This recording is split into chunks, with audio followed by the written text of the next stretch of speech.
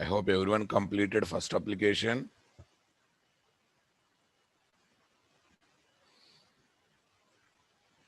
I hope everyone completed first application, guys. Voice is good from my side. Check your side, guys. Was it easy to develop or any difficulties you faced? I think it's nothing. Maybe while only copy pasting, that schema one is bit difficult one. XSD comment, XSD import statement is bit difficult one compared to any other process you have done. Right. So focus, guys. Today we are going to understand more internals, more detailed flow of execution. More internals and more detailed flow of execution related to our first application. Yes, boss. Here is what 30th March. Spring first application flow.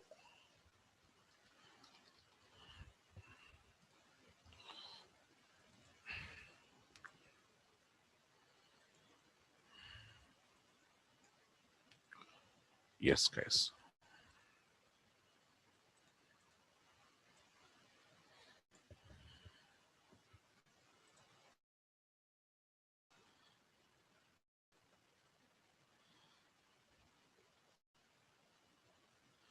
Prasad, yes.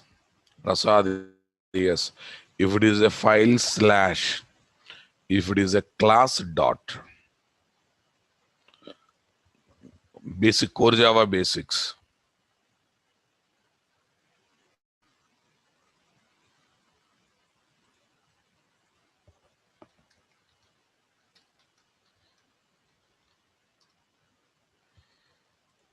Okay, guys.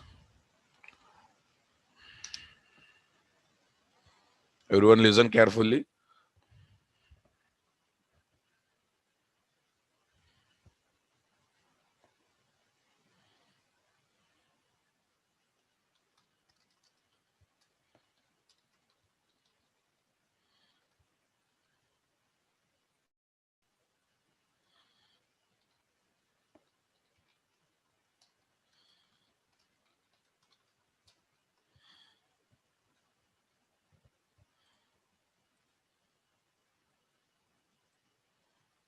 Okay, guys. Now listen.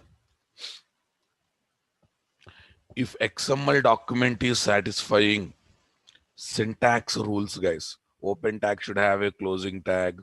All attributes must be there in quotes. After root tag, no other content should be there. This kind of rules, guys. So then that document is called well-formed XML document.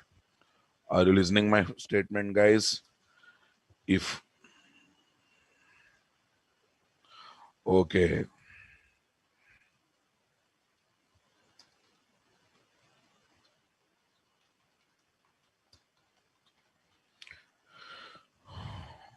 yes, boss. Okay. If XML document is XML document or file is satisfying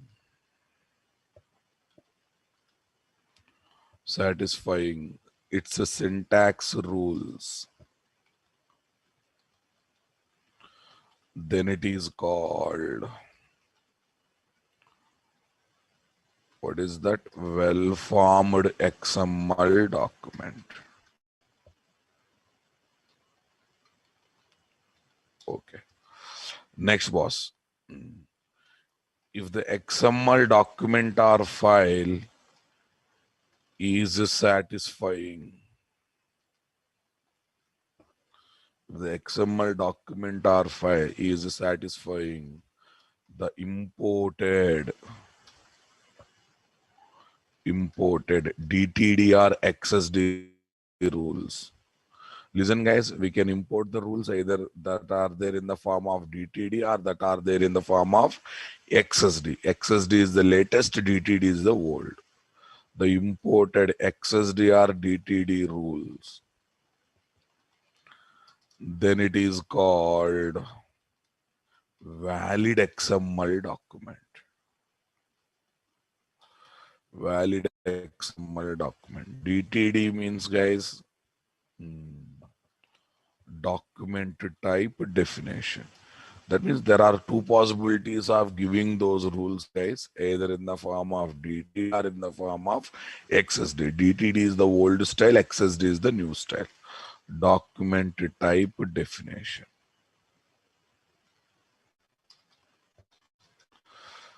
Next, XSD. XML schema definition.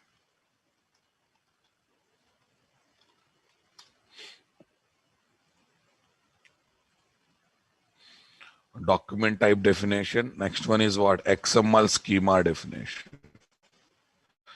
Yes, guys. Here is my DTD story. Here is my XSD story.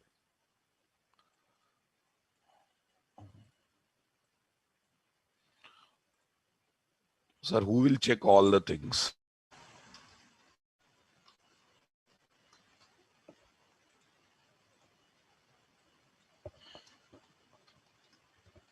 Okay. Everyone, please observe. Everyone, please observe. I'm talking about these rules, guys. The rules that I have imported is what? These rules. These are imported XSD. Like this, we can import DTD also. DTD is the old style. If rules are satisfied, that means this will define which tags are allowed, which attributes are allowed, in which order tag should be used, under which tags are allowed, for which tag, which attributes are allowed. So that is what rules that are there in this XSD file.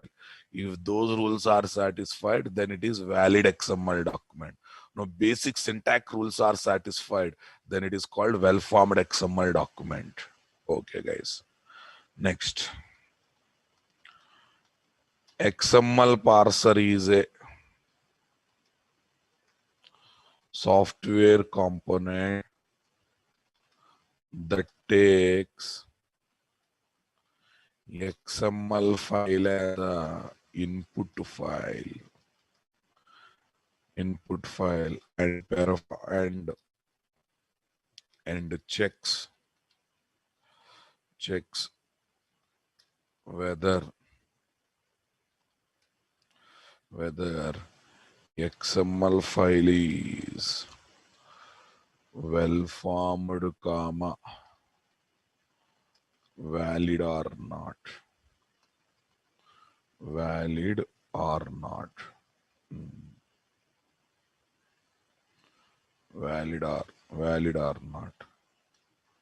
Well formed, comma, valid. If not well formed or valid, then it throws exception.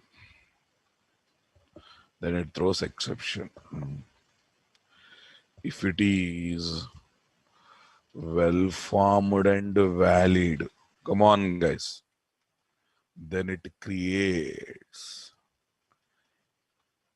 okay, in memory metadata. Come on, guys. Then it creates in memory metadata by reading the XML file content. Sir, what do you mean by in-memory metadata? Okay, guys. All right. In-memory metadata. XML file content will be gathered and stored in the, come on, JVM memory of the RAM where the application is running to access and use the data,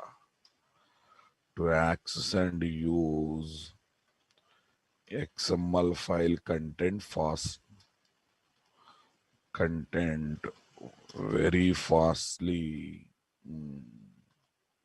very fastly for multiple times. Okay. So now let me give you. Tell me guys, JVM memory is part of the RAM memory, na? Let us assume this is RAM memory. Okay, good. Let us assume inside this is the JVM memory. Cool guys. Let us assume this is my application one where XML parser is there. This is my application one where XML parser is there. Here itself, XML file related content will be there as in-memory metadata. Here itself. Okay, first let me put the wordings here. This is a RAM. This is a JVM memory. Okay, when our application is started, guys, one JVM will be created and this is the memory for that. Yes, guys. Here, this is my application one. Okay, here, what is this in-memory metadata of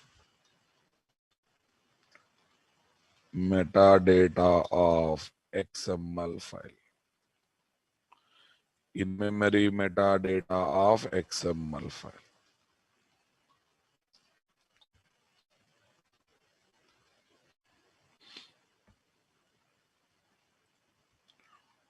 Are you understanding my statement, guys? RAM, random access memory. Sir, why is creating? Are a simple boss. This application one needs XML file data for 300 times. Loading file from hard disk for 300 times. Come on. Checking whether it is well formed or not, checking whether it is valid or not, then reading the document and using the document for 300 times.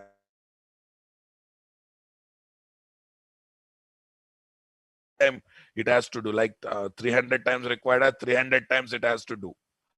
Definitely it's a heavy job to do or not. What do you say, boss? So let us assume this is my hard disk drive, HDD drive, hard disk drive. Here is my XML file. In-memory metadata is not object, it's a file. XML file, guys. The XML file. Okay, let us say think that it is something like abc.xml. Yes, here some content is there. Okay, this content will go and become like this.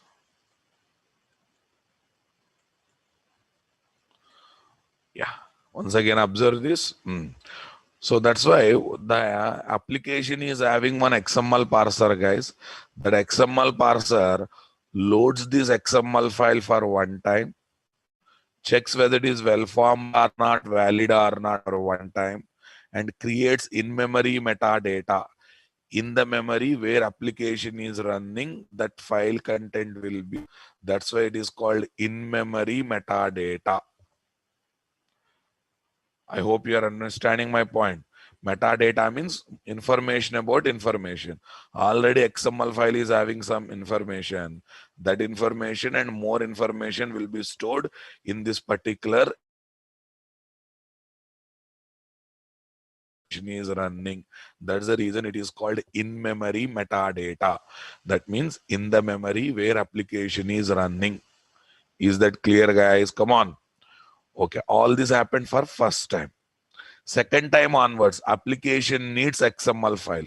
It won't do all these things, guys. It will just go to in-memory metadata, gathers and uses it. Third time, it will go to in-memory metadata, it will gathers and uses it. Fourth time, okay, it will go to in-memory metadata, gathers and uses it. So how much time this in-memory metadata is there? How much time this JVM memory is there for applications? Same amount of time this in-memory metadata will be there. Once JVM memory is vanished for application, this in-memory metadata also vanishes. So final conclusion is, during the execution of, come on, during the execution of application, the in-memory metadata that is created representing XML file content can be used for multiple times without performing loading of XML file, well-formedness of XML file, checking validness of XML file for multiple time. They will be performed only for one time, but using that in-memory metadata within the application execution takes place for what? Multiple time. So definitely this improves the performance or not, guys? Okay, I'll give one real life example to understand this one in a better mode. In your mobile, mm, lot of folders are there, no doubt in that. Okay, every day morning when you get up, you have a habit of seeing one God photograph or some Baba photograph or one of your your mm, family member photograph. Are you understanding my point, guys?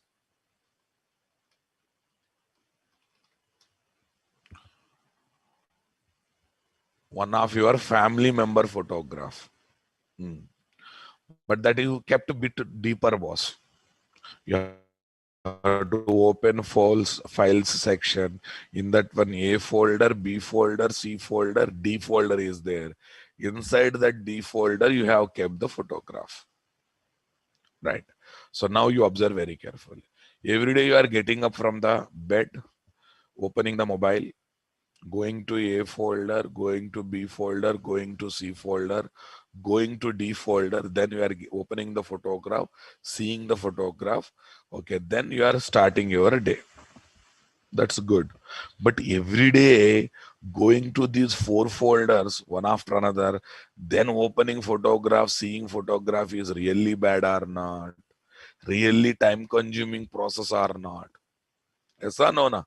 So instead of that, it's better to keep that photograph as lock screen image or not, or wallpaper of the mobile or not. So that what happened? You touch it. When you touch it, automatically what? Image will appear. So it will definitely save your time or not. Definitely save your time or not. In-memory metadata is also something like that. Now answer my question. How many time XML file will be loaded from hard disk drive? One time. How many time it will be verified well formed or not? One time. How many time it will be verified valid or not? One time.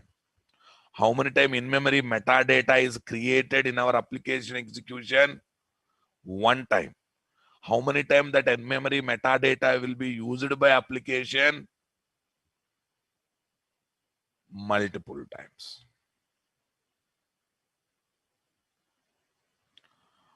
Are you getting my point there or not there? Yes, guys. So in this process, first what it will do, guys, loads XML file.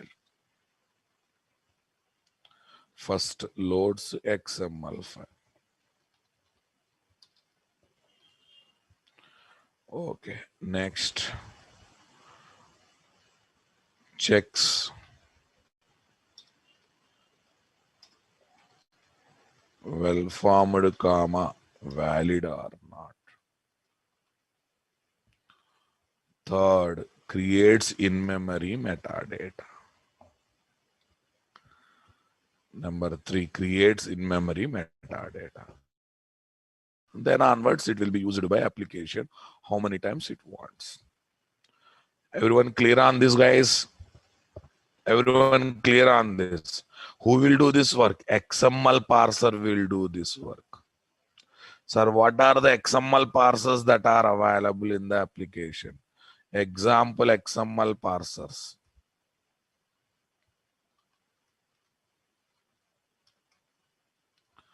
SAX, DOM, DOM4J, JDOM, and many things are there, guys.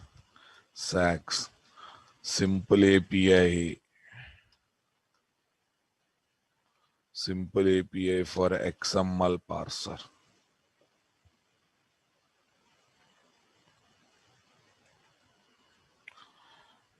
Simple API for XML processing. Document object model.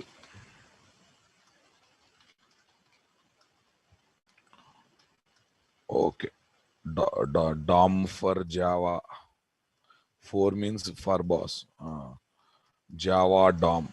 Like this, many things are there.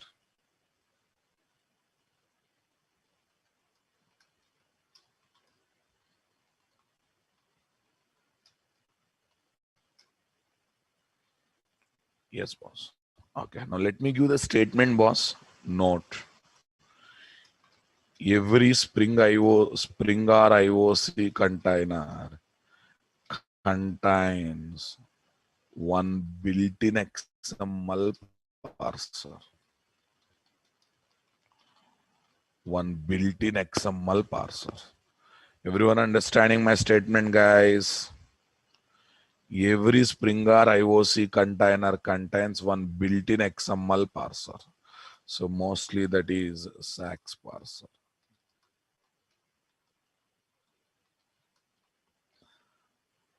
Right. So that means you need not to arrange XML parser in our Spring application separately. Once you are ready with what? IOC container, internally it is having XML parser. How can you say that, sir? You do one or other mistake in the XML file, guys. Okay, anyhow, IDE is giving error to help us, but still blindly I'm still trying to run the application, guys. Still blindly I'm still trying to run the application, guys. So we are getting what? SACS parser exception line number 13. Invalid content was found with what? Element. Something. Construct. These are allowed, but you have kept something else. Like this, we are getting exception or not, guys? Are you getting exception or not? That means, should I arrange XML parser separately for IOC container, or the moment IOC container is ready, it is also having XML parser? So definitely it is also coming with one built-in XML parser. Right, boss? Are you able to realize that? Okay.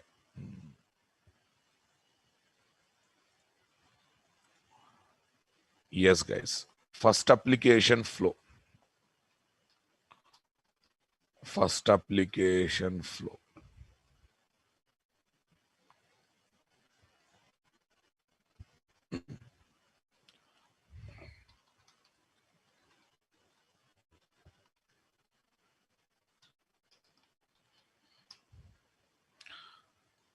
Okay. Someone asked me one question, boss. Okay, someone asked me one question. Can we replace existing XML parser with our choice XML parser? First of all, you are here to reconstruct the IOC container or to use the existing IOC container. First question, your point. Okay. While developing core Java, you will try to use existing JVM or you will try to create a new JVM. Please think, try to show somewhat a bit maturity while working with what? Advanced technologies. Okay, don't try to replace the existing ones. Whatever doing well, try to use them. Sir, can we create our own IOC container? Why not? We can create. Can we create our own XML parser? Why not? We can do that. No one stops you. But if you want to do that, stick with languages. Why are you coming to frameworks? We are coming to frameworks to enjoy abstraction. Don't forget that. To enjoy for abstraction and to make our application development easy. For every question of yours, yes, answer is yes. But we don't do, not required. We are not assembled here to create alternate containers for Spring containers. We are not assembled here to create alternate parsers or to remove existing parsers of IOC container to keep another parser. Answer is yes, but I never encourage to do that. If you ask me the question, can we create our own JVM? Still answer is yes. But are we really think to do that, guys? Can we create our own exception handler on the top of JVM? Can we replace the existing one? Answer is still yes. But are you really bothered about doing that? We are assembled here not to create alternates for existing one. We are assembled here to use the existing one and to go for better application development by enjoying the abstraction that Spring is providing. Please keep that in mind. Whatever questions you are getting, I will say answer is yes. But how far that is required for our application development, please think on this. Everyone getting my point there, guys? Come on. Right. Okay. First application flow, guys. So now flow begins with main method, ends with main method. Flow begins with main method and ends with main method. Right. Why, sir? It's a standalone application. Don't forget, even though there are so many things, guys, at the end, it's a standalone application. In standalone application, everything happens with what? So begins with main method, ends with main method. In between only, everything is there. Okay. Since our first application is standalone application. So the flow begins with main method and ends with main method. The flow begins with main method and ends with main method. Super cool, guys. Next.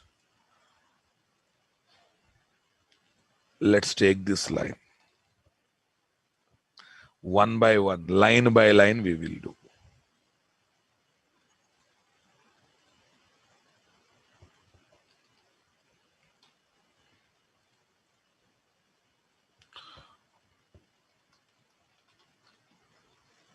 Internally uses java.io.file class to locate and hold the given Spring Bean configuration file. That's it, guys. It will not read also. It will not read also. You want to feel it? It will just locate and hold. That's it. I'm commenting all these lines, guys, to feel. It will not attempt to read. You do mistakes. XML parsing, checking well-formedness, validness will not happen in that line, guys. You do mistake here. Okay, setter injection test, guys. Any error came? No error came. No exception came. Okay. Any error came, any exception came, guys.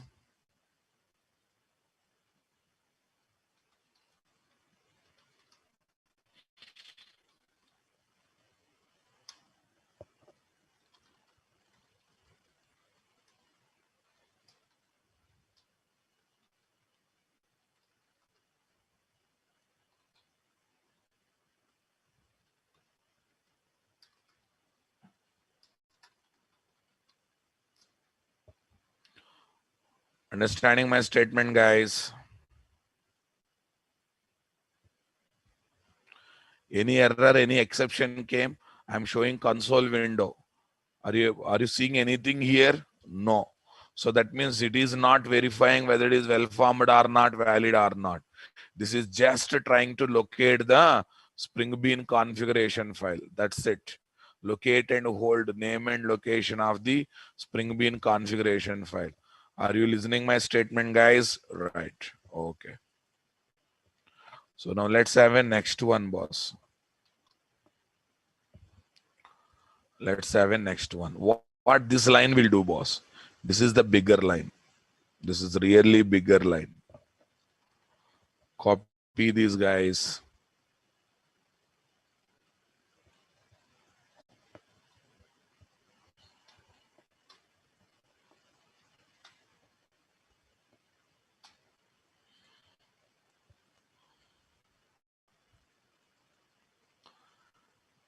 Yeah, what this line will do, guys?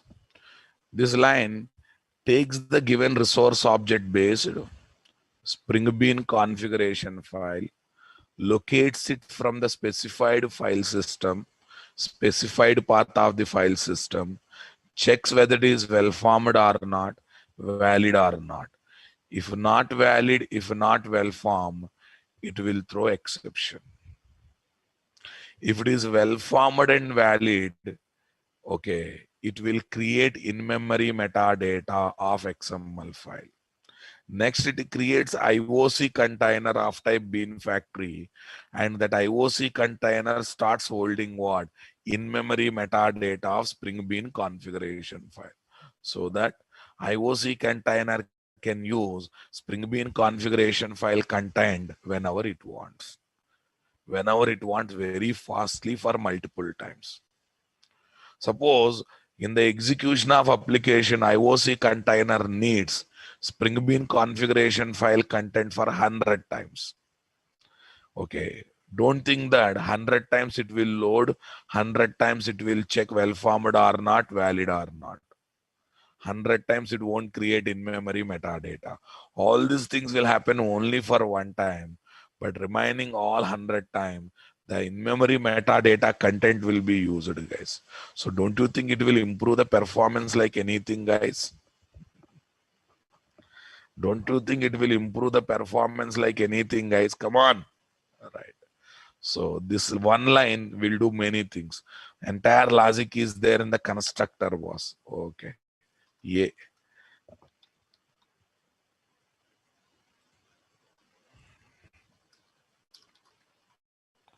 Creates IOC container of type Bean Factory. At the end, it's a Bean Factory container. Don't forget that. B. Okay. Right. Yes. Why it is strike through effect? I already said. This class name is deprecated. We got alternate classes. But to introduce this class is deprecated, I have taken it. In the next example, I'm going to give alternate class. What is alternate class? Default listable factory. Those who are asking why this strike through effect, that means they have missed last class. Please don't miss the classes. Very, very important to attend all the classes regularly. Please don't miss the classes. Lot of connectivity will be there. At least until I complete first 3 application, don't relax. This is my humble request. From my side, commitment is required. From your side also, commitment is required. Okay. If the class is deprecated, planning to remove in the future version, you will get the strike through effect. But we have alternate class called default listable factory. But I introduced this to tell that it is deprecated. We got alternate. Second application onwards, we will start using that alternate. Don't worry. Okay, now? Shall we get into the further discussions? Please come to classes regularly. You attend classes regularly, do practicals regularly. Remaining everything else, leave it to me. Trust me. Okay, believe me. Okay, everything else you leave it to me. I will take care. But you have to do these two jobs very sincerely. Coming to classes regularly and punctually, and doing practicals every day. Only these two things you do it. If you are showing gap as experience, you will get about 10 lakhs package. Okay. And if you are trying as a fresher, definitely you will get 4 to 5 lakh package. That is commitment from my side. Right. Listen carefully. Getting job is not a big task. You will survive with experience when you show gap as experience also. That much knowledge I am going to bombard into your brain. But you have to do these two jobs very sincerely. One day coming, 2 days missing, it's not going to work out. Okay, now tell me. Create IOC container of type bean factory. Next, takes the given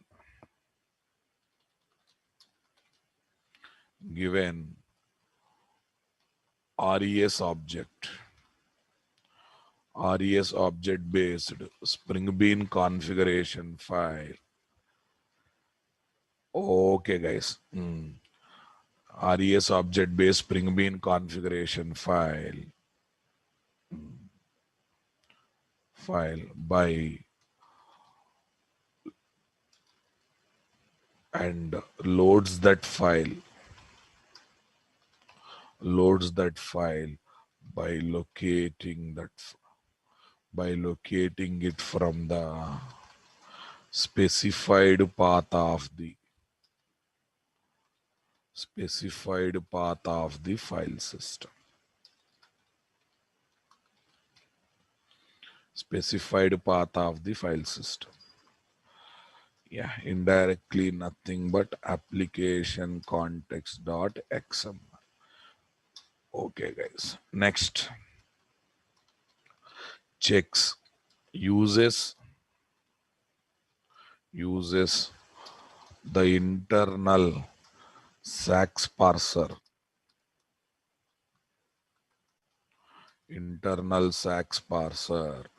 to check whether the given Spring Bean configuration file is well formed or not and valid or not. If not, throws exception. Next one, guys. Reads the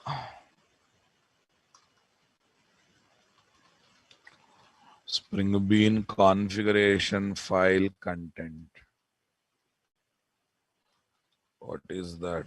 Application context.xml content. Come on, Spring Bean configuration file content, and creates the in-memory metadata of that file. Of that content.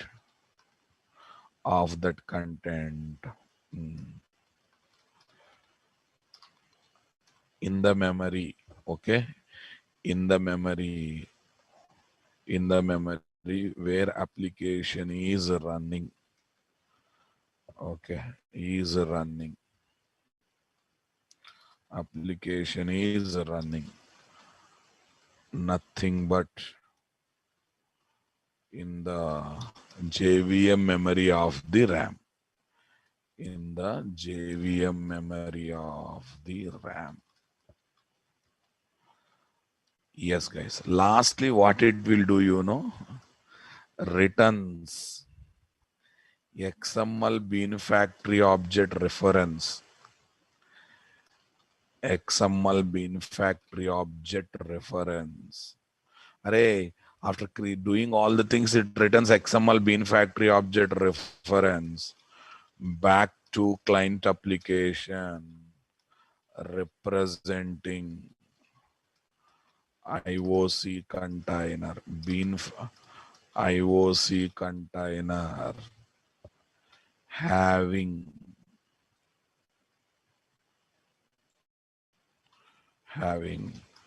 the in-memory metadata of Spring Bean configuration file. Spring Bean configuration file. Are you observing this, guys? Come on. I'm talking about this. I'm talking about this one, boss. Yes. Sir Newman, RAM gives memory during application execution. Once, once application execution is over, all these things will be vanished. I think Newman, you have to correct your knowledge about RAM. RAM memory will not shut down when computer is down. No, no, no, no. Okay, RAM memory is there to during the execution of the application. So whatever I am talking, all these things will be vanished at the end of the application execution. Yes. Now listen, this factory represents all these things at the end, boss. At the end, factory is representing IOC container. Inside that IOC container, XML in-memory metadata is there. So now onwards, anything you want to do through container, you have to do through this factory word. Okay, anyhow, this much discussion happened. This is RAM, guys. This is our what? Application. JVM memory, guys. In that one, this is our application, guys. In that one, this is my IOC container, guys. One more extra thing added. IOC container, guys. Inside, in that IOC container, we have in-memory metadata, guys. In-memory metadata of Spring Bean configuration file. RAM here, JVM memory. Hey, do you think all objects are permanent? No, na boss. Right. Tell me, JVM memory. This is what our application. Spring application. Spring application. This is IOC container. IOC container, nothing but factory object kind of thing. And it holds in-memory metadata of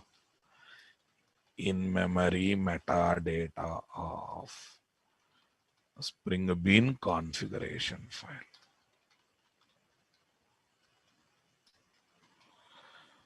Everyone understood? Earlier I have not linked with any Spring. This is the diagram. Now I have linked with the Spring. So this is in-memory metadata of Spring Bean configuration file. Yes, I will give depth subject, boss. Very depth. You have to keep your basics straight. So now if you ask me what is RAM, I am helpless. I think RAM is a small device in your computer. Okay. Yeah. At the end of the main method, factory object will be vanished. Along with that, everything will be vanished. Along with that, everything will be vanished. RAM will be there, but this JVM memory is a dynamically created memory. At the end of application execution, JVM memory will be vanished, guys, for our application, right? So automatically all the things will be vanished. This entire drama from what? Main start to main end only. Application beginning to application ending only. Please remember, this drama is not permanent drama, boss. Right. I think you understood.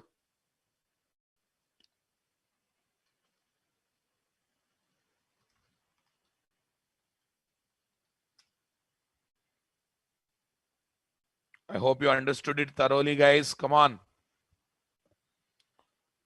Yes, boss. Now let's see the next line. Let's see the next line. What actually happens? Line by line, you should. Line by line, we are going to learn. You never feel, okay, magic is happening. Everything will be understood in detail. Don't worry.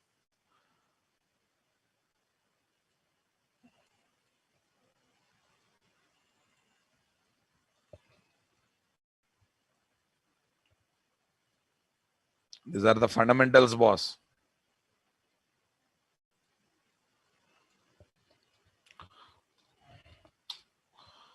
Yeah, this needs more attentions, my dears. This needs more attentions. Factory dot get bean of WMG. Factory dot get bean of WMG. Okay, before teaching that, but I have to show one more time. I'm calling same method one more time, guys. Object to obj1 factory.getBean of WMG. And I'm trying to print hash code twice for both objects. obj1 dot hash code, obj dot hash code space obj1 dot hash code. Yes, guys. Setter injection test.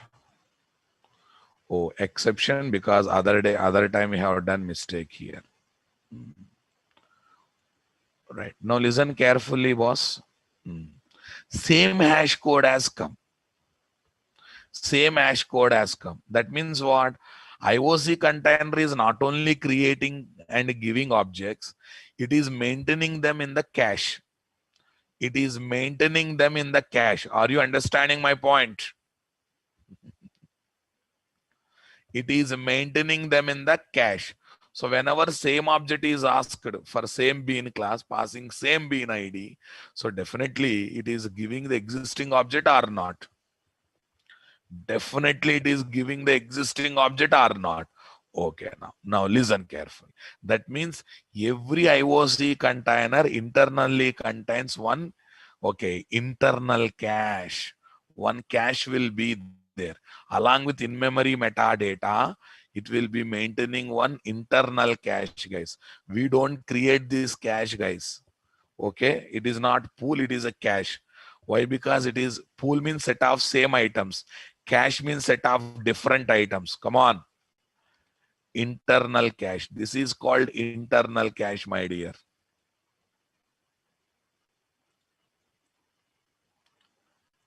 Okay. So forget about that. I'm just telling that it is there. So what happens? Let us feel this is my IOC container. Okay. Let us feel this is my IOC container. As usual, it is having in-memory metadata. I'm not touching it.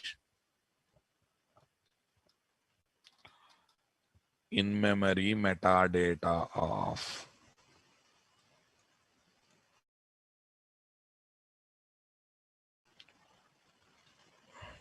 data of Spring Bean configuration. Okay. Now here I'm saying that there is an internal cache also. Internal cache. Cache basically, but it is already internal cache. We don't create, it is by default. Okay.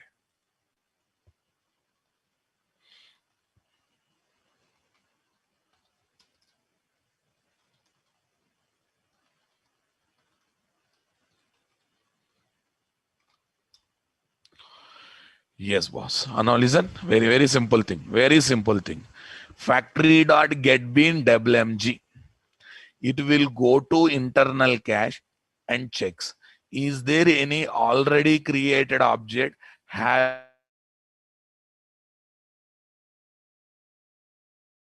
because it will maintain in the form of key values, guys. Bean ID as the key, object as the value. It checks. Is there anything like that, guys? Not there. Not there. Since not there, it will go to whom, guys?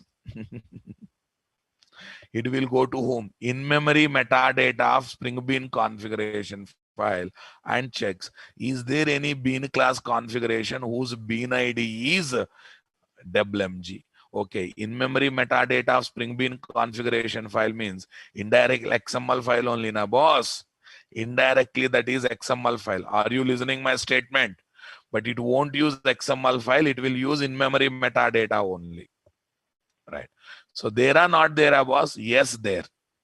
Yes, there. What is the injection that is enabled? Property tag based setter injection. So what it will do, guys, loads the class and creates the object. Because setter injection means it has to be called on the object. So it has to be called on the object means first it has to create the object ready, loads the class and creates the object. Is that clear? That is the first task that we'll do. So what is that? takes the given bean ID, double mg. Okay, guys. Given bean ID double mg. Okay, double mg and verifies in verifies for the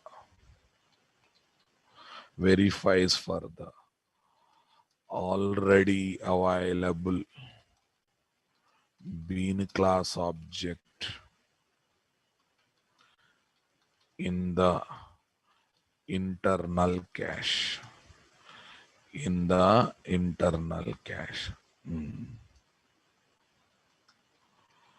Since not available, what is this, guys? Since not available, then it goes to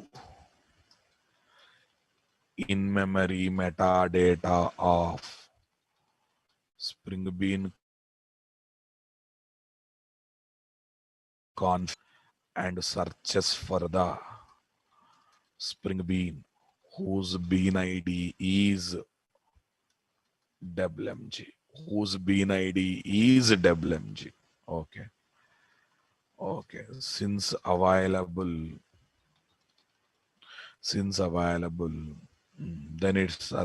then it observes the injection that is enabled. Injection that is enabled is property tag based setter injection. Property tag based setter injection. So it loads the class.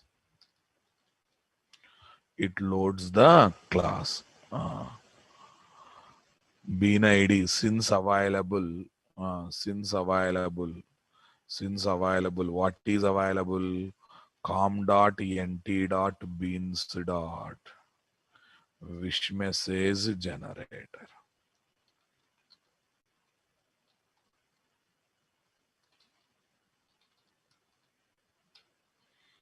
Since available, then it observes the injection that is enabled is what?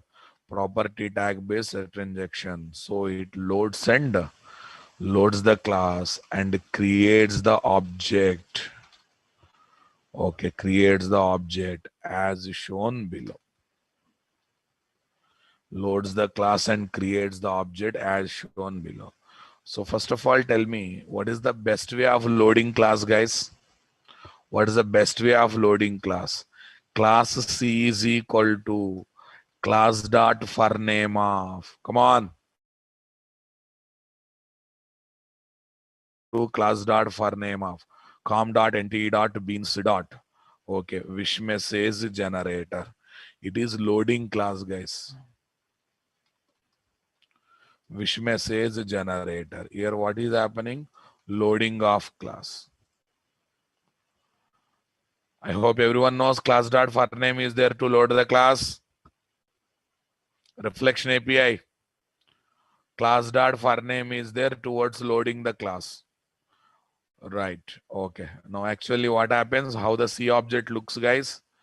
Yes.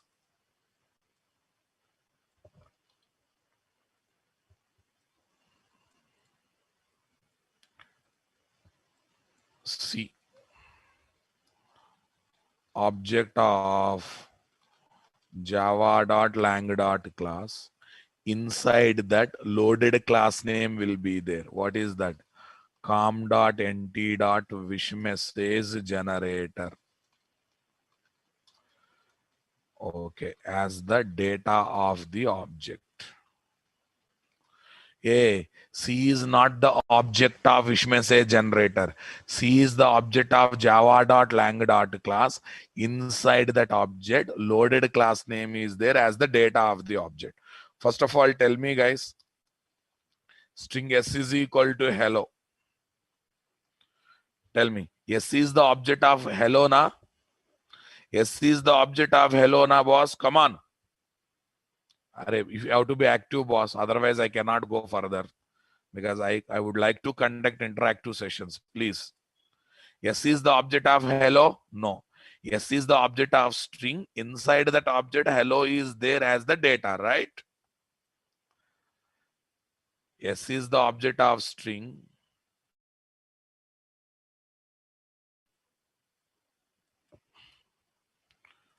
Here is S, object of string class. Inside that object, hello is there as data or not? Similarly, class dot for name returns object of java dot lang dot class. Come on. Object of java dot lang dot class.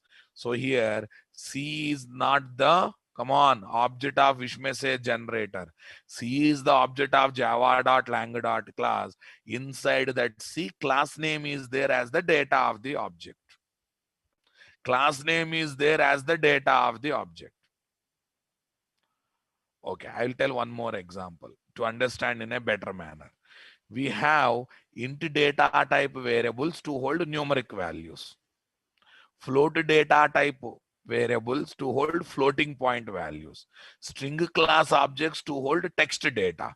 Similarly, in a running Java application, if you want to hold class name or interface name or enum name or annotation name in any object, and that is going to be object of java.lang.class. That is going to be object of java.lang.class.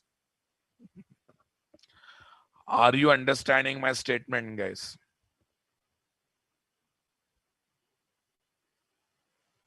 How string class object is holding text data. Object of java.lang.class will hold what? Class name or interface name, enum name or annotation name. Class name or interface name or enum name or annotation name. That's it. Okay, guys. Now I will tell one small example here.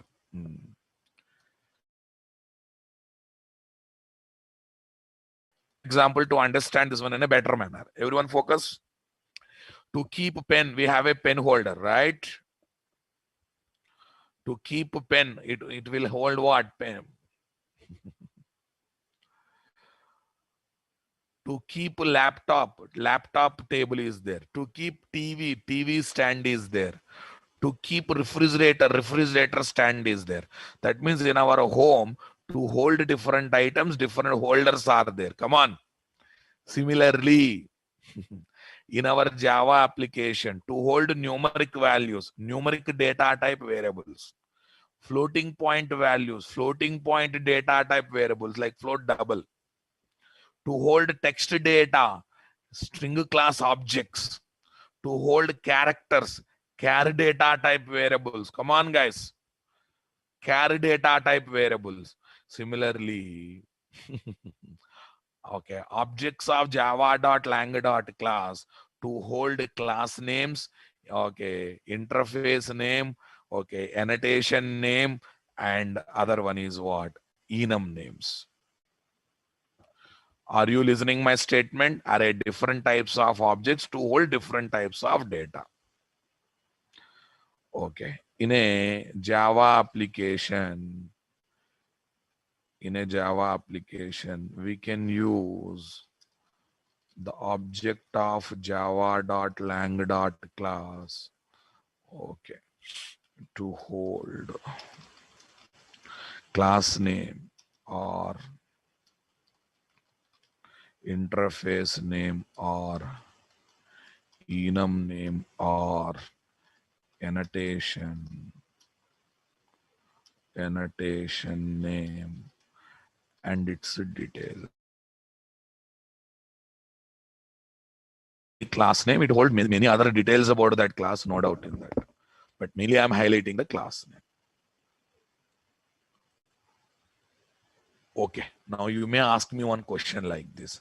Sir, what's your problem? String S1 is equal to com.nt.beans. Wish message generator. wish message generator. Like this also you can hold the class name now, sir. Why are you preferring object of java.lang.class? Come on, why are you preferring to hold it by using java dot? Tell me, guys, this S1 holds a class name, but it holds as a string content a real class. S1 holds a class name, but can I use this S1 to create object? Can I use this S1 to invoke any method of the class? Can I use this S1 to call the methods? Can I use this S1 to create object, guys? No, na. So that means S1 holding class name, but does it really treats as a class? Does it really treats as a class internally? No. Another text content, right? But here, C object is holding class name, but internal treatment is also class, guys. Are you understanding my point? C holding class name, S1 holding class name. There is a difference or not? Using C, I can create object of class. Using S1, can I create object of class? Using C, I can.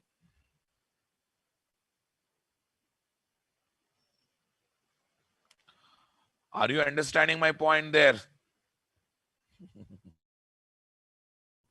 So that's why it is not just class. So that name also very important. C gives treatment of class to class name. S1 gives, come on, treatment of string to class name. When S1 is treating string treatment to class name, can I create object for the class?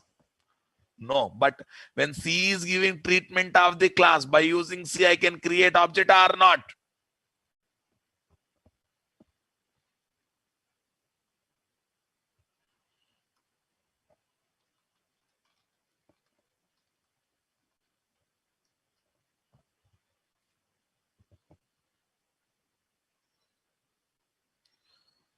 Are you understanding my point? Yes. Now listen carefully. This is a wrong thought. This is a wrong thought. Bad idea. This is bad. This is not going to work out. This is the right thought. If you want to use that class for further as a class, okay, you have to hold it by using object of java.lang.class. Right, boss. Now let's go for it.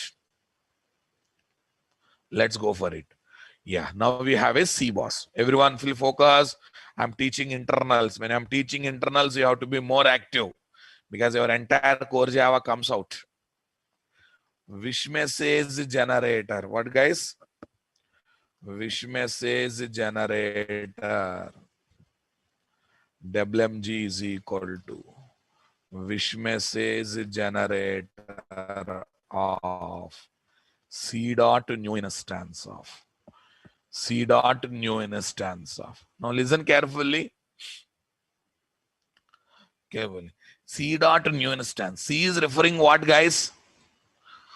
C is referring what? Class name. C dot new instance will create the object. Come on. Will create the object and returns the object.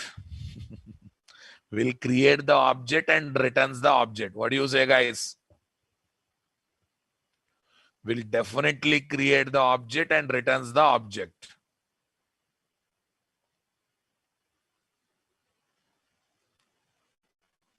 Yes. And I already said, when object is internally created, bean ID will become reference variable name. With what reference variable it is holding? What? WMG. Then why are you going for typecasting, sir? Array, this method return type is object, boss. This method return type is what? Object. No, I want to refer with what? Real class reference variable name. So internally typecasting also takes place. So what happens, guys? Creates the object. Creates the object. Creates the object. Creates the object for wish message generator class.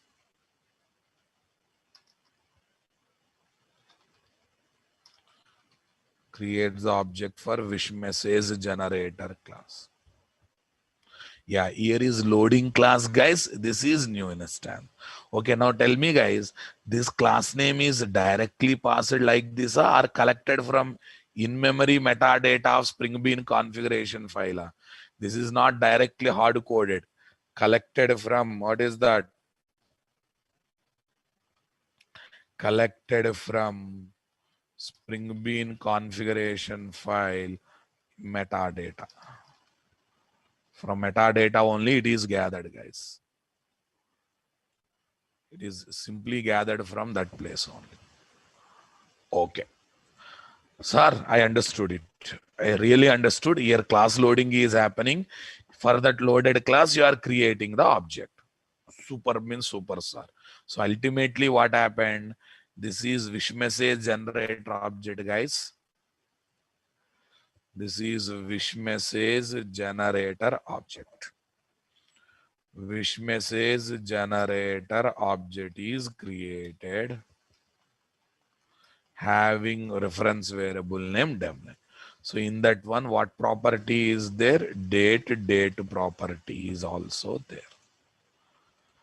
Right. Everyone clearly understood, guys? You may get one small question. Before going further, you may get one small question. Why it is doing this much hangama, sir? It can use new operator na. Wish message generator is equal to new wish message generator. End of this story. Why is doing this much hangama, sir? It can go for new operator na. Why it is loading the class? Why it is calling what? New instance method. This question is eating your brain or not? This question is eating your brain or not? Come on. Okay. One problem is there with the new operator, guys. Everyone please focus. Yeah, the people who are my old student, they are aware. By keeping new people in mind, let me explain this. Test T is equal to new test of. Yes. Sir, using new operator also we can create the object, right? Yes. What do you say, guys? Right. But then why are you going for this hangama of loading class, new instance method, all this stuff? What is the problem with the new operator? Now tell me. New operator creates the object at runtime, no doubt in that. But it expects the presence of the class from compile time onwards or not? It expects the presence of the class from compile time onwards, right? That means new operator cannot create the object for the class if the class name comes to application dynamically at runtime. Class name is given to application at runtime. Object has to be created at runtime. Can I use new operator? No. Can I use new operator? No. First of all, tell me, when in-memory metadata of Spring Bean configuration file is created, guys? Runtime. Come on, come on. When factory.getBean is called, guys? Runtime. Based on WMG, when it has picked up wish message generator, guys? Runtime. For that class, object has to be created what time, guys? Runtime. So now tell me, IOC container is getting Spring Bean configuration file at compile time or runtime? It has to load the class, it has to create the object at time. Come on. So do you think it can use a new operator to create the object? Do you think IOC container can think about new operator to create the object? No. Then what is the alternate? New instance method. What is the alternate, my dear? New instance method. I know in core Java your new operator is great, guys, but there are some situation new operator is helpless. New operator is useless. We have to think about new instance method.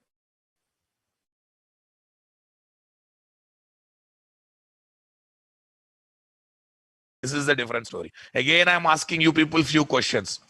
Factory.getBean method is called at what time? Runtime.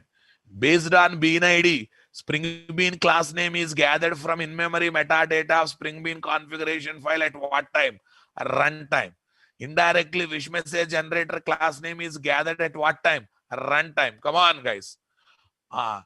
Object for that class by Spring container should be created at what time? Runtime. So can I think about using new operator? No new operator. Array, this story is not the story of Spring Boss. In Hibernate, same story. In a Servlet, also same story. Hibernate framework also creates entity class object using this technique only. Loading class and creating object using new instance method. Servlet container also creates our servlet class object by using this kind of new instance method only. Convinced or not, my dears, especially those who are not my servlet students, they are convinced or not. Okay, core Java learning is never ending story. I know entire core Java you felt object means new operator.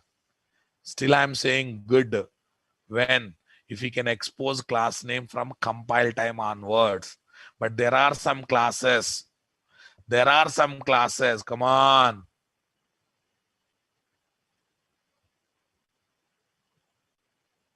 There are some classes whose class names comes to application dynamical at what time? Runtime. At that time, new operator is going to work out or not going to work out. The people are feeling heavy. You have to improve your core Java fundamentals, boss. Because I'm teaching core Java today. Maximum statements are core Java statements. Right? If you are feeling heavy, please improve your core Java.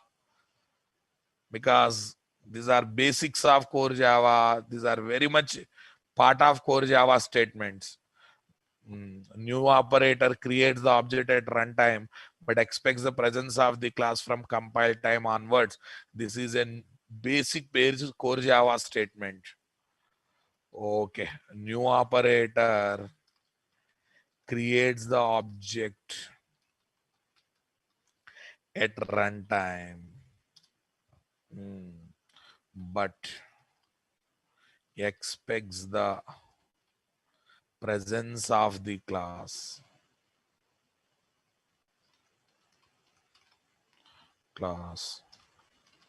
from compile time onwards. So new operator cannot be used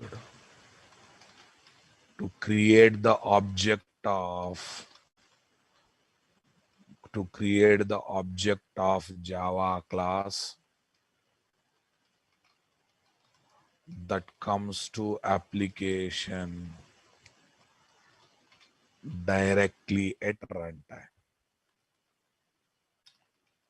For that, use new instance method of java.lang.class. New instance method of java.lang.class. How, guys? Class C is equal to class dot for name. Now this test can be passed at runtime, na? Come on, this test can be passed at runtime because class dot for name try to load the given class at what time, guys? Runtime. Okay, test T is equal to test of C dot new instance of. Yes or no? Okay.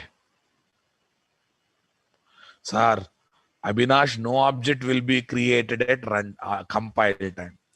Every object will be created at runtime. Only the question is, for that runtime created object, class name is there at class name came into picture from compile time onwards, only at runtime. That matters. Abhinash, first check your core Java first. You are saying that how can you know whether object is created at compile time or runtime? All objects will be created at runtime only. All objects will be created at runtime only. Okay, guys. Right, boss. I think you got this clarity, guys. Come on.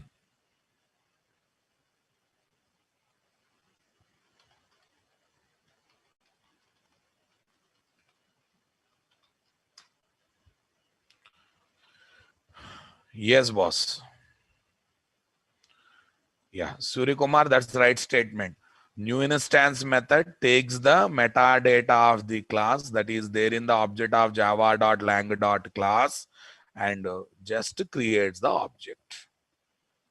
Just creates the object. So now we are ready with object, boss. I think everyone enjoyed my statement, boss. Come on.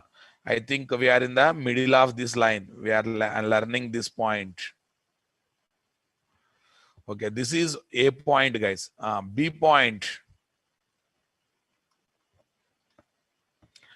Shall I go to B point? Okay, we studied up to which statement, boss? We studied up to this one. Come on. This class is loaded. This class is loaded. Come on. This class is loaded. Object is created. Then it comes to property tag or not. B. B. Takes property name is equal to date and ref is equal to dt. Ref is equal to dt and understands understands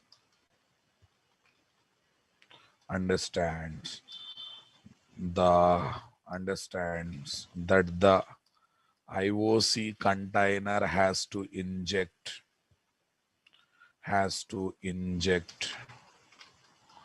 dt bean id based Spring Bean class object. Spring Bean class object. dt bean id based Spring Bean class object to date property by calling set date method. Set date method, nothing but set injection. It just understands. It won't perform, guys. It just understands.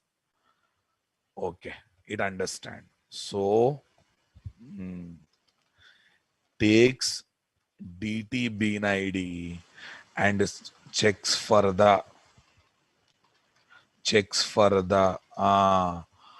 object already created object availability in the internal cache.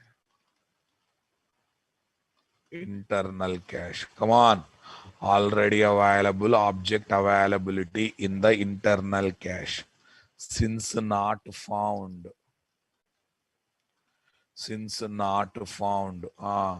Ghost. Very not found.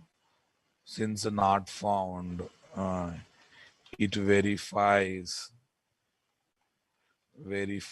for the dt bean id based Spring Bean class configuration in the in-memory metadata of Spring Bean configuration file and finds what, guys? And finds java.util.date class. Java.util.date class with no injections, no configured injections. No configured injections. I hope you convinced, my dears. Once again, see this. Takes the DT. Checks in the internal cache object is there or not there. Not there. Come on, guys. Not there. Then what it will do? Okay. Takes the bean ID DT, goes there, checks whether it is already DT bean ID based bean class is there or not there. Yes, there. With any injections, no injections. So happily what it will do, guys? The IOC container loads the class and creates the object. Loads the class and creates the object as shown below. How does it loads the class, my dear? Class C1 is equal to class dot for name, java dot util dot date.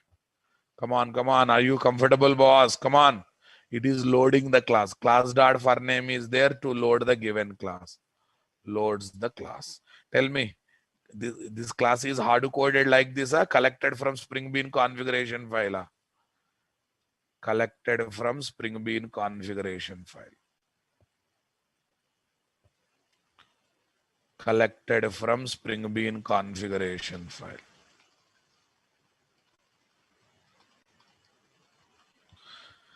Collected from Spring Bean configuration file, metadata, boss, not directly from that metadata. Nice, boss. Tell me here, this is loaded, class loaded, loads the class.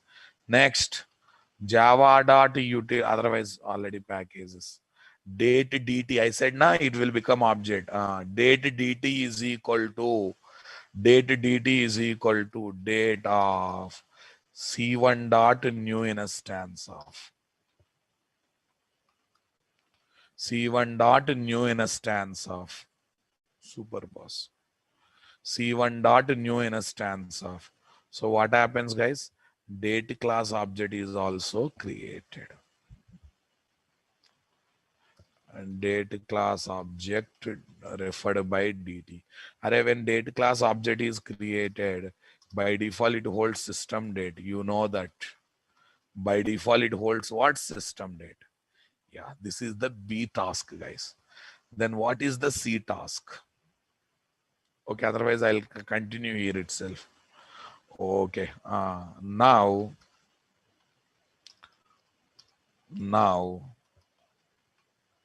the IOC container calls dependency dot, come on, set data of dt. Array dt means this, dependency means already created object. Okay, to inject date class object to wish message generator class object. Wish message generator class object. Okay, through setter injection.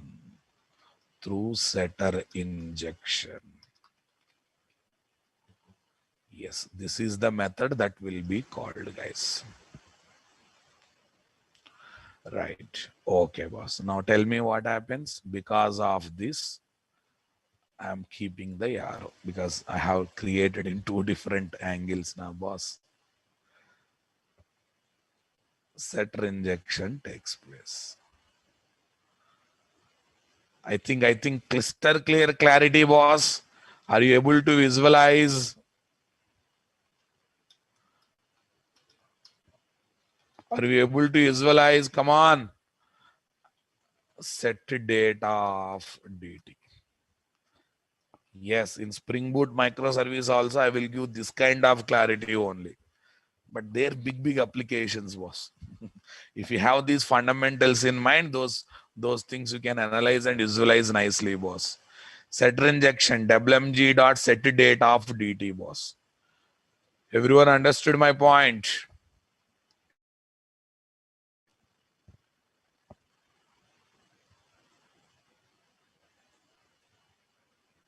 Can I go further now? Can I go further now? Okay, next is C, boss.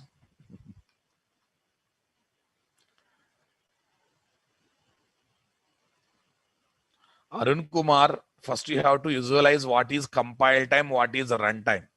Everyone, please look at this question. First, if you can visualize what is compile time, what is runtime, then you will understand difference between new operator and new instance method. First, visualize. Class name coming at runtime. Object has to be created at runtime. Come on. Class name coming at runtime, object has to be created at runtime. New instance method. New operator creates the object at runtime, but it expects the presence of the class from compile time onwards. Let us assume our application is reading XML file at runtime. Spring Bean classes are taken from what? At runtime. Come on. Spring Bean classes are taken at runtime. Objects has to be created at runtime. Tell me, boss, that time new operator is going to work out. New operator is going to work out. Mr. Arun Kumar, you have to respond. For you only, I am spending time and you are not responding. First, visualize what is compile time, what is runtime. Fine, guys. When you ask the question in the chat box, that's what. So now tell me, guys, in Spring application, target class name, dependent class name from Spring Bean configuration file, nothing but XML file, are gathered by IOC container at compile time or runtime? Runtime. So that means class names to Spring application coming at what time, guys? Runtime. Come on. So loading of class, object creation, everything happens at what time, guys? Runtime. So can I think about using new operator? Can you think about using new operator? No. Let us assume you have taken class from the end user through scanner class. That class name is coming to your application at what time, guys? Runtime. I want to create object for that class. Can I think about using new operator? No. Definitely how to use new instance method now, boss. Definitely how to use new instance method or not. Same thing I am doing here. What is there in that? Yes, boss. Now listen. Okay, next one. The IOC container keeps. Okay, both Spring Bean class objects in the internal cache of IOC container. Okay, for reusability.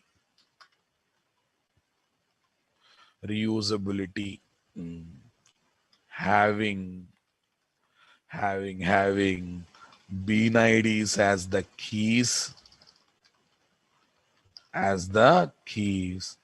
and bean class objects as the values. Bean class objects as the values. Okay, boss. Now this DAG actually here also can be there, but I feel the correct place for this one is this one, boss.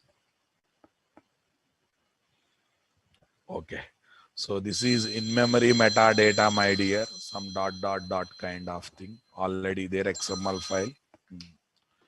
Next, internal cache is like map collection, boss. Internal call. Okay. Bean IDs as keys and bean class object references. Objects will not, references will be placed as the values. Now tell me what it is going to maintain. Yes, bean ID deblmg. Okay. Wish message generator a class object reference.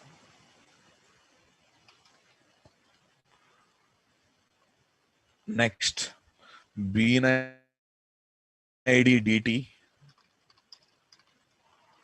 date class object reference. Keys value. Internally, this cache is hash map kind of collection only. Internally, this cache is hash map kind of collection.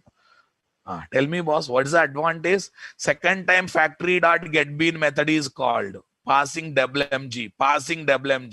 Tell me, it will do this entire hangama or it will use readily available object? It will use readily available object. Come on, speak out, Rababo. First checks in internal cache. Having WMG, there is a already available bean object. So it will happily takes it and It happily takes it and uses it or not. So reusability of the bean class objects is happening or not happening?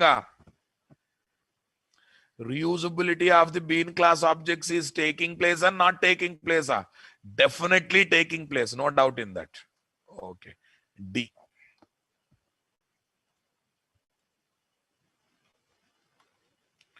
D. Tell me, boss, what is the next one? Okay. Factory dot get bean WMG method returns. WMG method returns. What is that? Wish message generator a class object reference back to client application. Client application and client application receives it, receiving it using object class reference variable.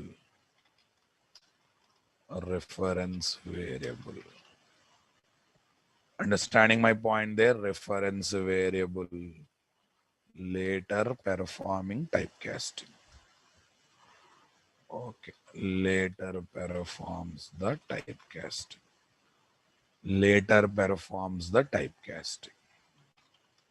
Right. Yes, boss. I hope you are understanding this one.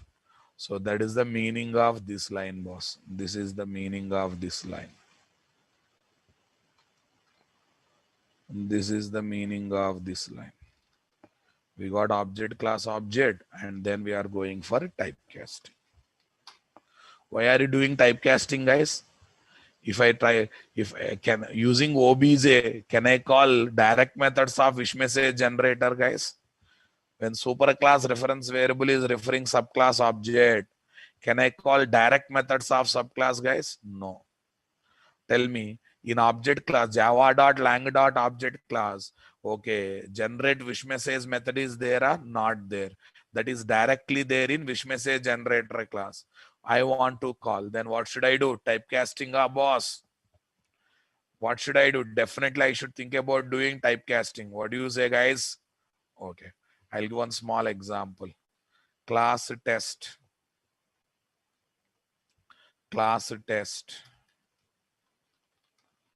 M1 method.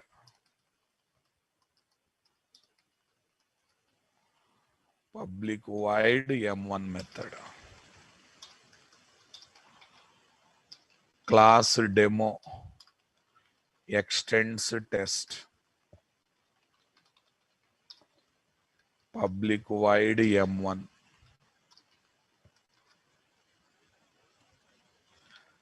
Next, public void M2. Public void M2. Come on. Yes, boss. Give me 5 minutes, boss, everyone. Test T is equal to new demo of. Superclass reference variable is referring subclass object, boss. Yes. T dot M1. T dot M1. Valida, invalida? T dot M1 valid because M1 is there in both classes. T dot M2 valida, invalida? Please actor. I'm asking core Java question. No one is responding. T dot M2 invalid. Why? This is not the common method. No, I want to make it possible. Then what should I do? Test T is equal to, come on. I want to make it possible. Then what should I do? Demo D is equal to test of T. Sorry, demo D is equal to demo of T. Typecasting we are doing or not? When you do typecasting, D dot M1 valid, D dot M2 valid. Come on. This is valid. This is also valid. So same thing I am doing. Okay, let me ask one question. What is the superclass reference variable we have taken? Object class. What is the superclass reference variable we have taken, guys? Object class reference variable we have taken, right? Okay. In object class, generate wish message method is there or not there? So that means generate wish message is what? Direct method of wish message generator class. So can I call that method by using obj? No. I want to tell me, I want to make it possible. Then what should I do? Typecasting is required or not required? Typecasting is required or not required? Come on. Yes, that's why I have gone for typecasting. Yes. Now tell me next these two lines, guys.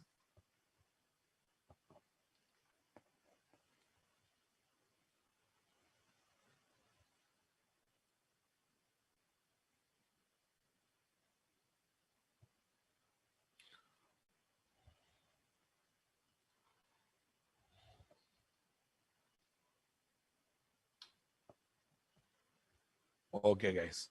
Invoking the business method. Nothing is there, guys. Invoking the business method.